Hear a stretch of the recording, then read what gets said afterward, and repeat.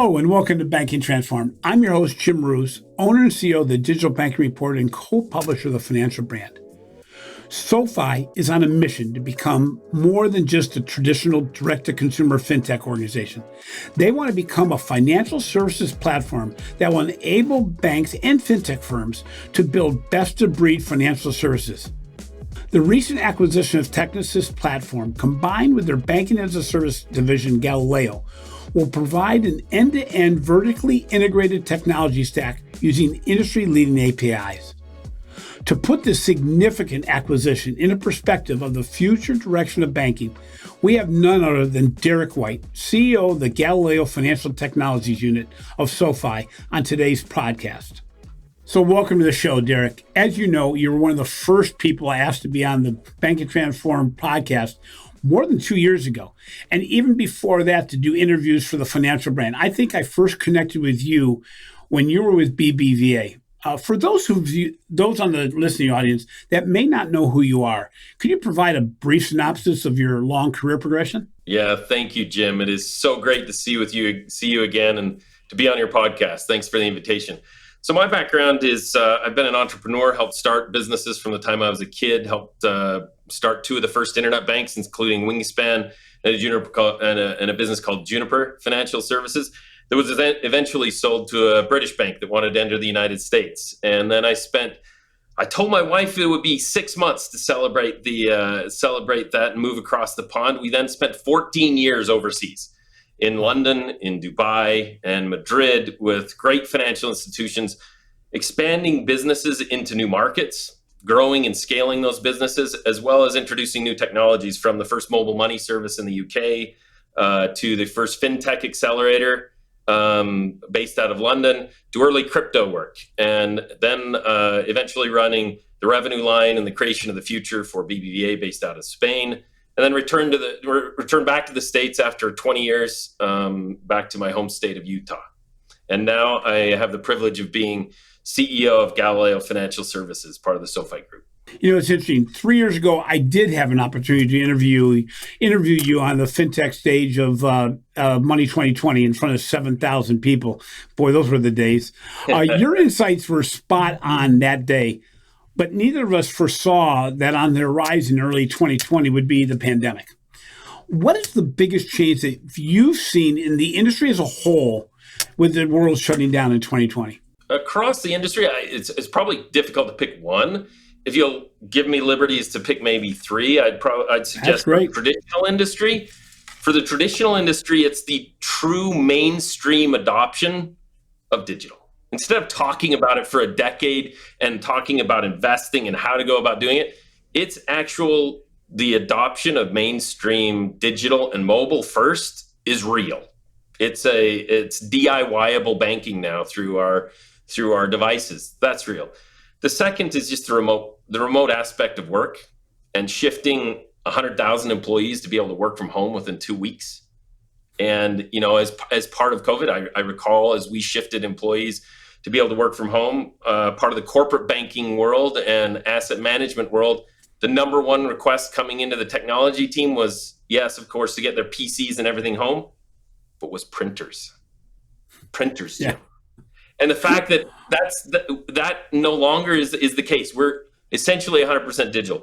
The remote working is still pervasive, and it's changed the way we all interact. The third, I would have to say, is the mainstream of crypto. And we can get into that a little bit more, but just the adoption and the attention of crypto, and it's no longer not just crypto, but broader blockchain. And then we'll get into Web3. And it's more about the actual mainstream adoption instead of technology chasing a problem. It's real. Yeah, it's amazing. When you think about it, you say the mainstream adoption to digital, but it was also the awareness of financial institutions to how far behind they were from the standpoint of real digital. We were all doing things like we did ATMs, which is we provided, the customers use it, everything's okay. But all of a sudden, when fintech firms came into play, all of a sudden it started to get into new ways of segmenting customers based on usage or based on how much they use different financial services. And the ability and the need to all of a sudden have everything work digitally smoothly, which meant a complete rethinking of the back office as well. It goes without saying that the impact of fintech firms on the banking industry has been pervasive. One of the fastest growing fintech firms is SoFi, your firm. Originally operating as a direct-to-consumer platform with Galileo division that you had being added in 2020. How does the recent acquisition of Technisys change the direction of SoFi as most know it? It's no change. It actually accelerates the vision that's been publicly communicated. And an easy way to think about this, Jim, and we've talked about this in our past discussions, is this concept of above the glass and below the glass. We use that terminology to bring business and technology and people across industries together because it carries beyond financial services and banking. The above the glass brand, or the B2C brand in our company, is SoFi. 3.5 million members, a one-stop shop that is the most robust product offering offered by any digital bank on the planet. Incredibly impressive one-stop shop. That's SoFi. The below the glass business, technology business, is a true open banking platform that provides services to over 100 million users across 150 brands that end users can interact with their money through the Galileo platform. And we can talk a little bit more about Galileo, but it's the vision that we've communicated to the market is this AWS of fintech. Galileo enables the SoFis of the world, Anthony Noto, who leads SoFi, and others that are founding and creating businesses. It enables them to create those businesses and take them to market. Technisys accelerates that AWS of fintech vision by allowing us to help create the end user interface, as provide professional services and human capital capabilities, as well as to provide a modern core banking platform that the industry is in so need of. And we have this thesis that a lot of the innovation above the glass is slowing in many organizations because they haven't invested and fixed that back office or the below the glass technology. 80% of financial institutions operate on platforms that were written in languages that are 25 to 40 years old. Have you ever heard of the language mumps, Jim?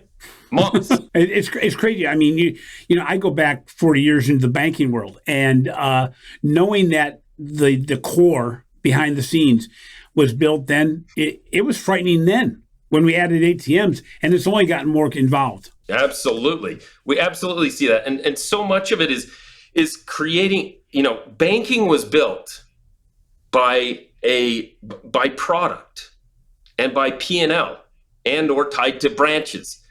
That what has changed dramatically, especially as a result of COVID, is an increased focus on the end human user and how those humans are interacting, and then what is needed in order to bring together a unified experience in that digital layer. And in order to do that, you can do surface level, but to truly get to the game-changing business outcomes and the end user experience, an investment below the glass is required in technology platforms and systems to bring the data back to the point of interaction to make it more intelligent and smart for the end user. It's interesting. You mentioned the mission of SoFi is to become the Amazon Web Services of fintechs. It's certainly a lofty ambition, but the ability to serve other financial institutions, which you already do, while also being a major direct player or direct competitor offering financial services, could be viewed as a problem. Certainly, Amazon and Google have tried to walk that tightrope before without much success. In fact, Google had to actually scale back their ambition to be both a provider as well as a competitor. How will SoFi deal with this challenge? Well, we're doing it today. We have as I mentioned, we have over 100 million end users on our platform, operating across 150 brands. SoFi is one of those brands, and that's a direct-to-consumer business. We've lost no major customers in the 2 years that SoFi has owned Galileo. If that isn't validation of the opportunity, not only that, but we're adding 40 to 50 new clients, new businesses like SoFi, like Chime, like Robinhood, and others that operate on the Galileo platform. They look to Galileo and now Technisys as an opportunity to leverage best-in-class, world-class technology instead of building it themselves, because these businesses are not easy to build, Jim. That integration into the infrastructure of money as to how money moves across markets and between individuals on the payment processing piece that Galileo does, or in the core banking platform that is an extensible platform that Technisys has built. Those businesses are not easy to build, and many have attempted and tried and failed, and they keep coming back to us because of the world-class technology and the capability to build it. And we also see that the likes of Google and Amazon and others have been very successful in building their web services divisions. So each business and each one of our clients calls on us for different services, whether it's the financial products, the technology products, or services that we offer. So was the Technisys deal more about not only their customer base, but the fact that they really expanded the services that you could offer to all of your clients? Yeah, it's a beautiful trifecta now, Jim. It's the combination of SoFi having a banking license and having the ability for us to offer products through SoFi. But then it's also and being able to leverage the SoFi banking license to be a sponsor bank for our clients. But then it's also the payment processing business that Galileo has and the core banking platform that Technisys has. The bringing together all three of those in a unified full stack for our clients, so they could literally come to us. And Jim, if you come to us and say, you want to create the financial brand bank, right? If you come, and turnkey, we can offer you the end user interface, the payment processing, the connection into the infrastructure of how money moves, as well as the core banking system and ledger, all in one full stack, customizable, differentiated by you, and DIY-able by you. Well, it's interesting because SoFi, they were a small fintech not too long ago, and you've grown extraordinarily fast. Your entire career has been around fast-moving, innovative players from way back at Wingspan and First, First USA? Yeah, First USA. Yeah. That the old Bank One and all these other things that that most people don't even remember.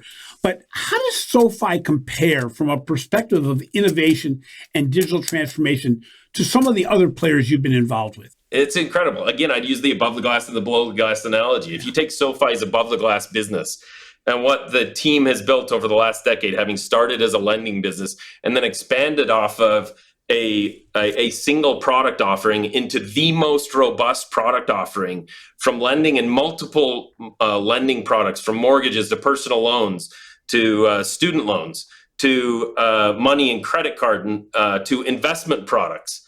Enabling that full suite of products is incredible. I mean, Jim, you cover enough digital banks to know that that is pretty unique in a neo-digital bank. And to be able to offer that just as an end value proposition to end consumers, as a one-stop shop to have their full financial life encompassed in the end user experience with SoFi is incredible. But that extends also to a business below the glass that offers open banking as a service that is entirely unique. And the pace at which that above the glass capabilities have been built is remarkable. But the pace at which we're introducing new capabilities, launching new partners, launching new clients in our Galileo business, and the growth rates that we've seen that we publicly communicate are incredibly impressive and outstrips anything that I've ever worked. So, one of the biggest challenges in the banking industry is the need for fast innovation at scale, something that certainly doesn't come very easily for legacy banking organizations, but even for fintech firms, you can get caught in your own PR releases.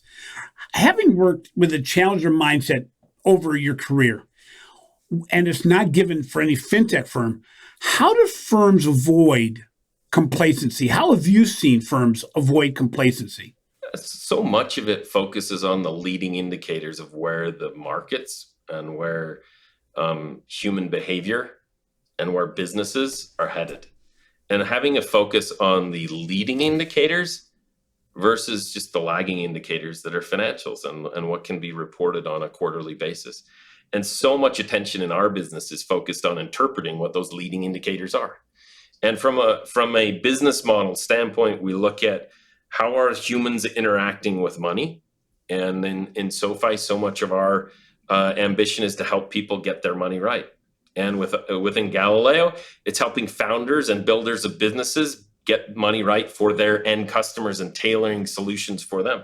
It's looking at how the end humans are interacting with money and then how that's monetized. And that's a model that we believe extends across multiple industries to understand how people are how the humans, not the financial products. We're not talking just about the checking account and savings account, but looking at how the end human user is interacting with money and or value, and how that changes over time, and then how that monetization happens. And monetization is shifting in the financial services space from what was just traditionally through the financial products themselves, but into additional revenue lines and services. We've seen that with some firms overseas where they've built some youth banking, what I call youth banking services. And it's not really built around banking, it's built around the open banking concept. So you have technology, you have sales of games, you have music, you have concerts, you have all these other elements that where the firms want to reach the audience that they have. And what happens, that becomes a financial, the funding mechanism as opposed to the financial accounts. We're not even close to that in the US right now. And part of the problem also, I believe, is that I am under the impression, after interviewing a lot of firms, that most firms still are trying to digitize old process in the back office as opposed to completely rebuilding a digital bank in the background. Because, if you don't get the back office right, it's really hard to get the speed necessary in the front end. What is the biggest challenge that you see potentially with traditional financial institutions, but even some of the older fintechs out there, as far as where their focus has to be in the back office? How do they get that right? Yeah, so Jim, you're so right on that description of taking kind of existing processes and just projecting them in a new interaction model through a mobile interface. In one business, traditional bank, one of the ways in which we drove transformation was to simply look at the top 50 reasons why a human would walk into a physical office. Simply measuring the top 10, 15, 20, 50 reasons. Why on earth would a human walk into a physical office, whether it's in corporate banking, asset management, wealth management, retail banking? Why would they physically leave their office, leave their chair, leave their home, get in a car, drive to a physical? Why do they do that? Because they want to? Or is it because they need to, because it's not available to be able to do DIY digital? Yeah. And corporate and institutional banking is a little bit laggard behind consumer banking because it's all here. It's all here, right? But that simple principle of looking at what can be done DIY-able, as you describe it, and not just taking the processes that are there today that are on paper, that are monetized through a physical signature and projecting that into a digital interface, but reimagining what that experience is and why does the human want to engage with you, whatever the business line may be. That is really important from the human experience. I feel like the industry's much more advanced on that than on the technology revolution below the glass that is required. A big part of the reason why we acquired Technisys was a recognition, like I said, 80% of the financial institutions around the world are what are considered first generation or maybe second generation core banking platforms. And those platforms are architected around products, not around humans. Right. They're architected in a way that each product can be run as a separate P&L, not designed to be connected in a user experience that comes back for the end customer. Our business now, Technisys, is architected in that way that enables an experience that is brought together for the end user that's entirely transformational. And over the next 7 to 10 years, Jim, there's going to be a massive migration from these traditional core banking platforms to the modern core banking platforms. I'll give you just one example, and I won't name the company. There's a company that in the United States, 3 of the top 10 banks operate on this one core banking platform. That core banking platform has informed their customers that it has a terminal life. It will end. They will end support of that core banking platform. These are 3 of the top 10 banks in the United States. And that core banking platform is going to end. So it has to move. Those 3 institutions, as well as many others, have to move to a new system, a migration to a new system. Either that or they fork the code and they try and manage it themselves. And so over the next 7 to 10 years, while there's been a lot of investment in the end user experience, there's going to be a lot more investment in the below the glass, the systems that fix that below the glass experience.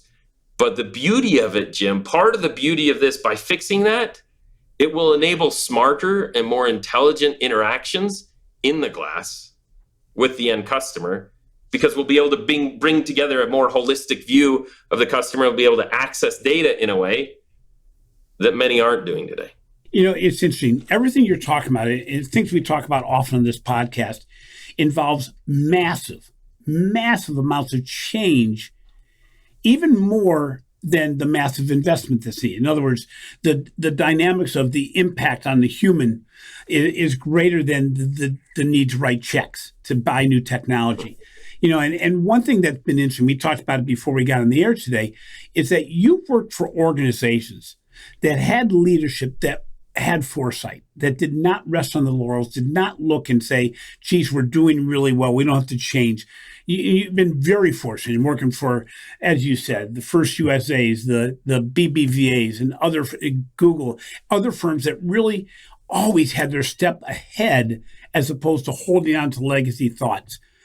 How important is it that you now have a platform that not only are you the teacher, in a way, of a lot of your clients, but a lot of your clients are on the forefront also, and they're teaching you some of the things that can be done. I would imagine that dynamic is interesting because it continues the process moving forward, doesn't it? It is. One of the most rewarding things is to work with the best people in the world, and to work with the visionaries that can see into the future. They see the future and they see where the world is heading, and then to be able to partner with them and to be able to translate that vision into, in Spanish they say, en manos de los clientes, in the hands of the customer. Yeah. How do you translate a vision? And that's where coming back to the question about how do companies not become complacent. It's understanding how long does it take to translate a vision into the hands of the end user, into the end customer. And that's one of the most rewarding things about working with these brilliant people over a career, and just in the ecosystem, to be able to connect with the most brilliant people and to help translate their ideas into execution, their ideas into value for the end human user, and into tangible, scalable businesses that employ more brilliant people. That's a compounding effect, and just so energizing to be able to learn from these people and to be able to take learnings from clients and build it into our platform, to be able to take our platform. I'll give you an example, Jim. At one point in my career, I had the privilege of working in the United Kingdom, London, for a couple of years. And it was shortly after the crisis, and there were 0 companies in the European IPO pipeline, 0 companies looking to go public. It was dead. And there was a feeling that maybe innovation was dead in Europe. Right. And in London, and there was almost this inferiority complex of how do we reinvent? What are we going to do? Yeah. And so, as part of a number of people working in the London ecosystem at the time, we created the first fintech accelerator. And those accelerators, the Techstars, the Y Combinators of the world, they accelerate human capital and accelerate business models. What was lacking was the technology platform that really accelerates it. And that's what we have at Galileo. We have the technology platform that takes this human capital and business model acceleration and actually builds it and lands it in the hands of customers at scale, with over 100 million users. And now with Technisys, we have 200 million users across over 200 brands operating around the world, from mature banks to early stage startups. One of the most rewarding stories I can tell you, Jim, one of the most rewarding things is when a founder walks into your office. And you've had lots of these stories on this podcast, and you've personally experienced a lot of these. One of the most rewarding things is when a founder comes in and says, listen, I've got an idea. I have 0 funding, but I can solve a really big problem. Can you help me design that business? Can you help me launch that business? And then to be able to partner with them and not just draw it out on paper, but actually build it into the technology, leveraging reusable platform technology that accelerates and brings innovation to the market, whether it's parent, teen, child authorizations at a level that we do at scale across a number of players, or it's 2 or 3 day early paycheck capabilities. To be able to translate an entrepreneur's dream and bring it to life is absolutely rewarding. We've done that for the largest neobank in the United States. Yeah. It's an amazing environment because I think that, as I said, as much as you want to innovate, you have clients that are also innovating, and you go back to the legacy core providers, and you have legacy core providers serving legacy core financial institutions, and you go, geez, it's hard to get that energy going to the level that obviously it's going on at SoFi. While legacy organizations are still trying to figure out how to make digital banking work, as you mentioned, concepts like blockchain, crypto, NFTs, Web 3.0, and the metaverse are changing the rules daily, or at least changing the vision of what is possible. What is the area of most dramatic change from your perspective that we can see on the horizon? Wow, there's many of these will converge into an end user experience that will be transformational.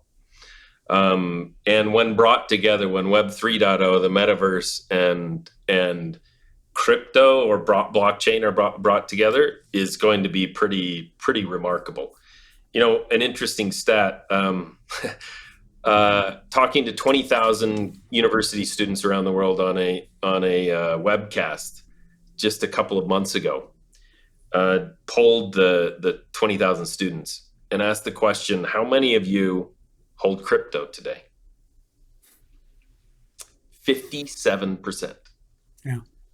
57% of university students were in this forum, and a pretty sizable forum indicated that they're holding crypto. Now, there are risks associated with that, and everybody needs to be cautious on crypto. But the excitement around Web 3.0, around the metaverse, and are interesting and unique. And Web 3.0 is an evolution of where we are today. Right. Whereas the metaverse is a creation of an entirely new space, an entirely new real estate, an entirely new virtual experience that simulates reality.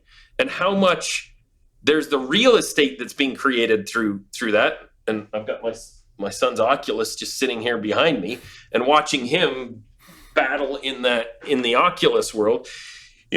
How much of that new metaverse is going to be occupied by legacy players establishing real estate within that new world? We'll see. And so much of it will depend on the technology, the adoption of the technology that enables that end user experience, as well as the providers and the players that shape industry establishing a presence there. It's interesting, and it's happening so quickly. I went on a little gallery hop with my wife and brother 3 days ago. Went into what looked like a real traditional gallery. In fact, it was an over-the-top gallery in that Salvador Dali sculpture, which I didn't know Salvador Dali did sculpture, but was in the front of it. And I walk in, and 3 different places in the aisle, there were like these video things playing in a frame. All of a sudden, I realized I was watching M&M NFTs in action, and you go, oh my God, I'm in a traditional gallery. I got this other thing going on. And it is almost hard for the mind to comprehend what is possible and what's going to stick or not stick. But what's interesting, that plays out very quickly now. We used to dream, and the dreams would take forever if they even happen. Now you can dream about what's possible, and it's going to become a reality in certain ways almost immediately. How is your organization, how is SoFi and Galileo dealing with scenario planning around these potentially massive shifts in the marketplace? Again, so much of it comes back to looking at the leading indicators that shape industry. And those leading indicators can be macroeconomic, and looking at macroeconomic factors and the various scenarios that could play out there. But so much of it then translates those macroeconomic factors into the key 3 factors I mentioned before, on how human behavior is interacting, and then how that is monetized, and how that is monetized over time. Monetization in financial services has traditionally been through financial products and fees. Yes. Checking accounts, savings accounts, financial instruments, right? In Galileo, we are monetizing human interactions in a federally regulated bank, not through necessarily financial products. We enable payment processing, but we also are a platform that enables the creation of business. It's an entirely different revenue capability. And then the third is services that allow people to run their businesses. So the evolution of those monetization models is shifting. And now with the addition of Technisys, we have the ability to offer the end user interface, core banking platform that is fully primitives based, assembled into microservices, and allows for the construction of new products at speed in a way that no other platform can enable. It's interesting because, some of the concepts are often discussed and more often misdefined are the concepts of, you've already talked about it, platforms and embedded finance. What is the impact of this shift from really what I would call transactional banking to engagement or experiential banking? Jim, I love the analogy from the automotive industry. And as we talk about the evolution of experience, looking at, if you talk to the team at Mercedes-Benz or BMW, or I've done a lot of work in corporate banking, working with automotive industry for over a period of time. There are 5 levels of autonomy in the automotive industry that define levels of autonomy on moving a human from one place to another through this machine or through this vehicle. Those 5 levels of autonomy go everything from taking, it can be compared to feet on, hands on, or mind on. You take your foot off of the gas, that's the first step in autonomy. Then taking the hands off of the wheel, but then having your mind on and concentrating on it. Because if you've ever gone 150 miles an hour on the Autobahn in a level 3 automobile with your hands off, but your mind on, after an hour and a half, your mind is shattered. Yeah. But those levels of autonomy of how a human interacts on their journey with a vehicle is very similar, and a parallel can be drawn as to how a human interacts with money and levels of autonomy. You talk about the experience, so much of this above the glass and below the glass comes back to the glass itself and the experience that the human has with their money and how intelligent or autonomous that experience can be. At a very basic level, do they have to do everything themselves? Do they want to do something with someone in a financial institution? Yeah. Or do they ultimately just want us to do it for them? And when you get into that level of autonomy, and defining level of autonomy, you have to get into levels of data. You have to get into levels of intelligence. And all of this, the beauty of this, Jim, is this all is measurable. So anybody running a large organization can look at these data elements and understand where they are on data intelligence, on how intelligent their end user interaction is, on how intelligent and autonomous their organization is, how DIY-able it is, where do people actually want to interact with them. But then, Jim, that naturally then bridges into trust.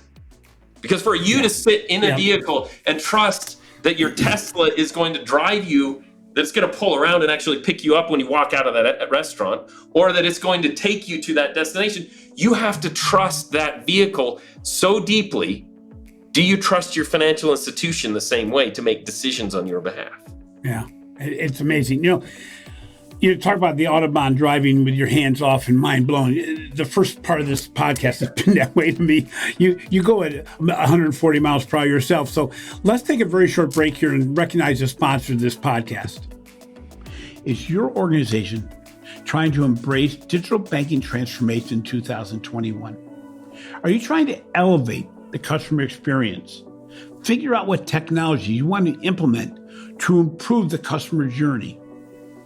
Look at data analytics to really better understand and personalize the customer experience. And you're trying to make it so that more of your employees can buy into and be part of your digital banking transformation. If this sounds like you, I ask you to reimagine banking with our newest podcast sponsor, Microsoft. They give you the opportunity to unlock new opportunities at speed throughout innovative business models deliver differentiated customer experiences across channels, products, and services, and redefine new ways of banking. Microsoft and its partner ecosystem help banks to achieve differentiation through sustainable growth, streamlining core systems, reducing cost and risk, and delighting customers and employees. If you're in the midst of a journey, trying to figure out what to do next, maybe trying to find out what other organizations are doing to lift up their experience level, I really encourage you to look at Microsoft. For more information, visit Microsoft.com/financial services. So welcome back. I'm joined today by Derek White, CEO of Galileo Financial Technologies, a division of SoFi. We have been discussing the growth and expansion of capabilities at SoFi and the changes to the banking landscape as business models are reimagined and new players emerge. You know, Derek, another concept that is often talked about far more than has been put into action is the use of data and advanced analytics and the insights to drive interactions. Even the biggest banks I've had on the podcast have admitted that this is really the holy grail of banking in the future, the ability to take data and analytics and really make it so you're helping the consumer, have an embedded experience, but one that's autonomous in many ways. How big of a problem is this for both legacy banks and fintech organizations that you work with? Wow, Jim, I love this. And we could spend the next hour on this. But let's make it really tangible, because so many people talk about data lakes, you talk about data, you talk about ML and AI. But that can be very conceptual, and it can waste a lot of time, a lot of money, a lot of consultants, and a lot of technology. I have found measuring data against 5 key things. And this is very measurable for any institution, whether it's in banking, mature organizations, or emerging. And that's looking at data on the 5 C's. The first is capturing data. Historical financial institutions, legacy industry, has been really good at capturing the same information over and over and over and over and over again. Because we go back to the technology below the glass and the way the infrastructure was set up. It was set up by product. And so each product captured the same 30 fields for every product. And you had to freeform enter into everything, right? So that was the first one, capturing data.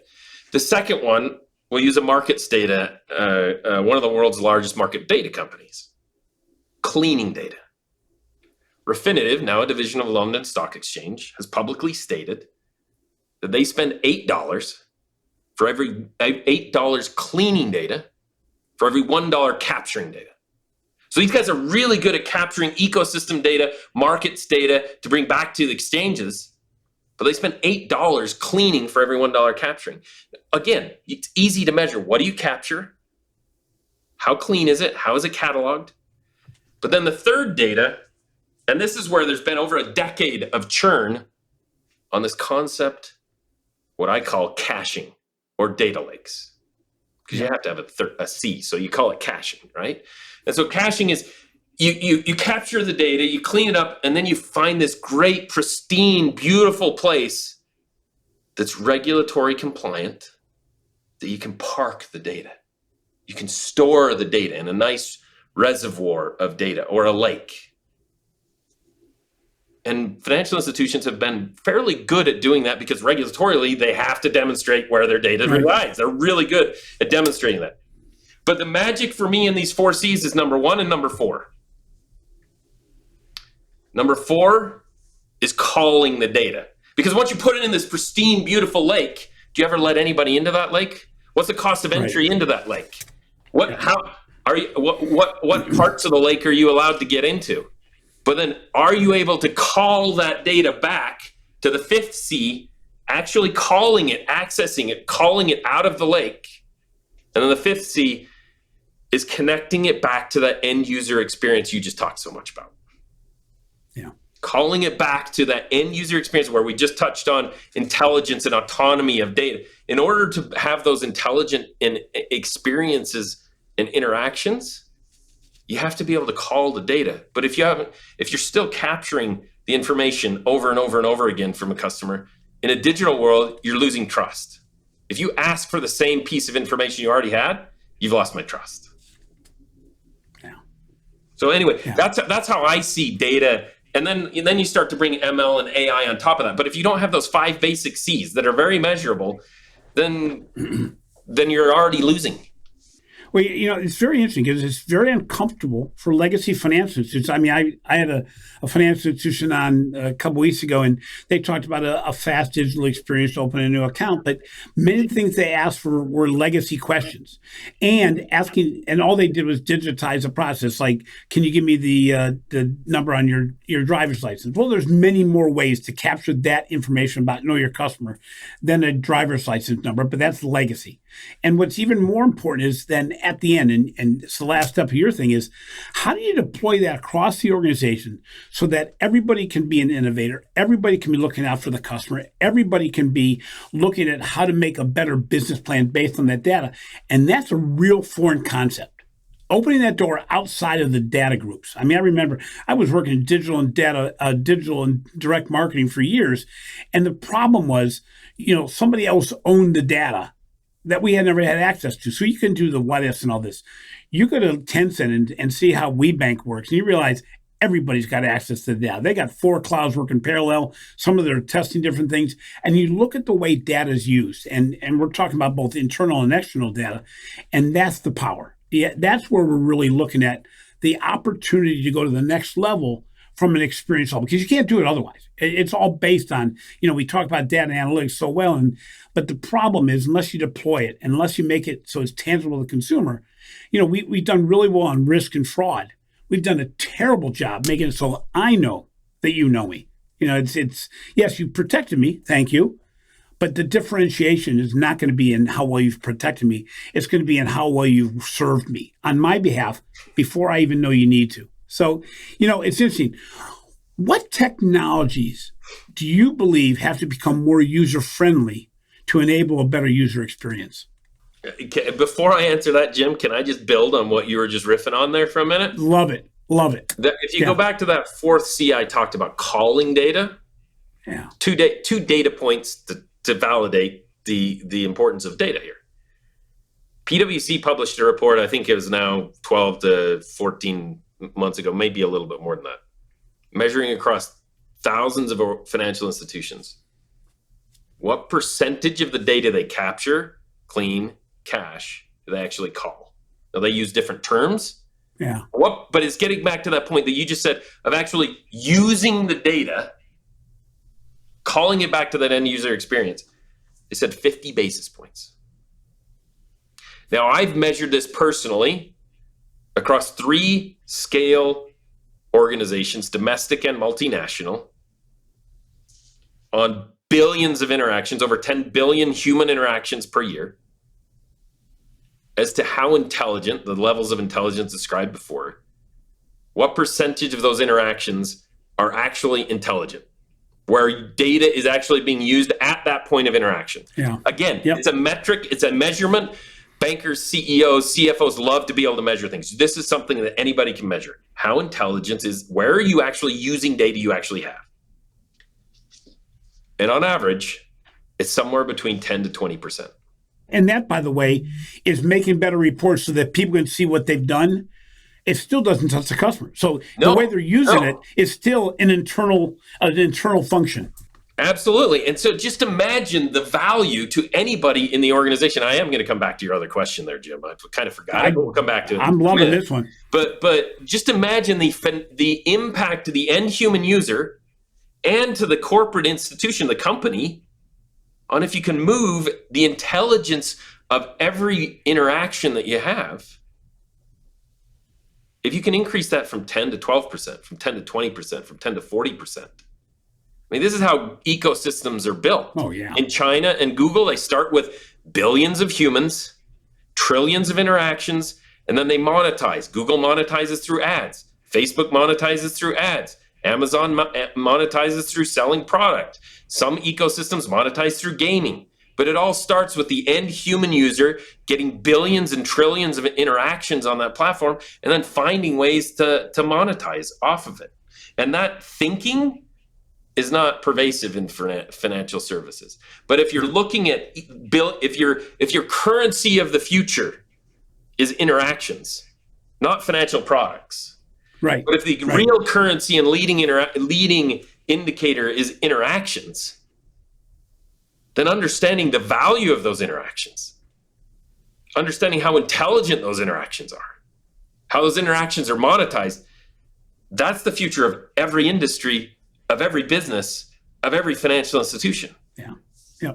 So we'll make it really short. What technologies do you think have to become more user-friendly to enable a better user experience? And I'd look across users of technologies for end users that are employees within the organization.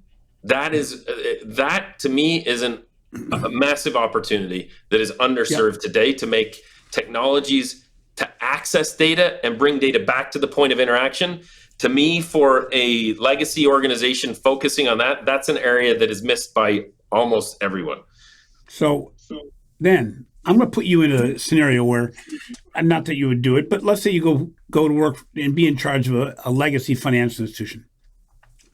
What is the first thing that you knew you have to work on to make it so that you be prepared for the future of banking? Pre-COVID, I would have said measured DIY ability. Mm-hmm. And for many, I'd probably still start with that, to understand how DIY, I'd understand how many humans do we have? How do we monetize those humans? Where are the interactions happening, and how are those interactions happening? And I'd look at it, what's DIY-able, what's do it with me, and what's do it for me? Because a DIY experience is a 20% cost income ratio, speaking to bankers, versus a 60% cost income ratio business that is do it with me. Yeah. Interesting. Finally, you're an excitable person, but what excites you right now about what's going on in the marketplace? And are there any deployments of ideas at relative scale that are catching your eye because they're unique and monetizable? Jim, I got to tell you, what I'm most excited about is genuinely what we're doing here in the combination of SoFi, Galileo, and Technisys. I don't think anybody has anything close to what we can offer to help humans, help people with the greatest stress in their life, which is money. And how do we help them get their money right? Yeah.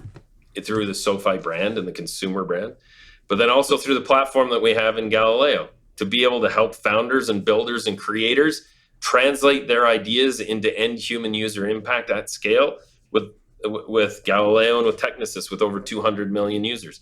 That above the glass and below the glass coming together in a business, that's what's truly exciting for me. Now, the evolution of the combination, as mentioned earlier, of Web 3.0, the metaverse, and broader blockchain capabilities, the technology that is the blockchain, DeFi, from a value and organizational dynamics that come from looking at decentralized organizations, decentralized finance. All of that converging in the future is incredibly exciting. And all of those are just ingredients, and every organization's looking at those ingredients on how to craft their recipe for the future. That's what's so fun about my job, is I get to talk to the biggest bankers in the world, the biggest retailers in the world, the biggest brands in the world, as well as the emerging startups, and see how those ingredients are all coming together in different recipes that ultimately are served up to the end customer. And that's magical. It's kind of interesting because what is exciting is it's so undefined. There's no parameters. You kind of know what AI and things like that will come out to be because it was around a defined universe, but it's kind of like a wild, wild west. You can't really figure out what it can become. I use some of the more recent examples, just technology wise, that, you go back a ways too, but who would have thought you'd be able to shoot a rocket in the air and then have the boosters land on something not much bigger than the room you're in, and have the rocket come back to Earth in a normal way. And you go, man, I go back to the days when the capsule was the only thing that came back, and it came back in the ocean with a parachute. And you go, when you see the speed at which this stuff happens, it just opens the door in every industry, but especially in financial services. Derek, Thank you so much. You are a breath of fresh air. You're always optimistic. I enjoyed my time with you all the time, and it seems to me because it is a dream world right now. We're in an industry that ran slow for a long time, but you were always on a fast curve on some of those slow paths. But right now it is all exciting, and SoFi is doing some exciting things. It's fun to look at yourselves, PayPal, some of the other really large fintechs, and even the tech companies and what they're doing, because the strategies are somewhat still undefined, because where it can go can shift daily based on the needs of the marketplace. So thank you again for being on the show. Thank you, Jim. Always a pleasure, and look forward to when we're doing this again in person. I love it. Thanks for listening to Banking Transform, rated as a top 5 banking podcast and the winner of 3 international awards for podcast excellence. I appreciate the support you've provided since we started this endeavor. If you enjoy our show, please be sure to provide a review on your favorite podcast platform. Finally, be sure to catch my recent articles in the Financial Brand and check out the research we're doing for the Digital Banking Report. This has been a production of Evergreen Podcast. A special thank you to our producer, Leah Longbrake, audio engineer, Sean Roll Hoffman, and video producer, Will Pritz. I'm your host, Jim Roos. Until next time, remember, the greatest danger in times of turbulence is not the turbulence. It is acting with yesterday's logic.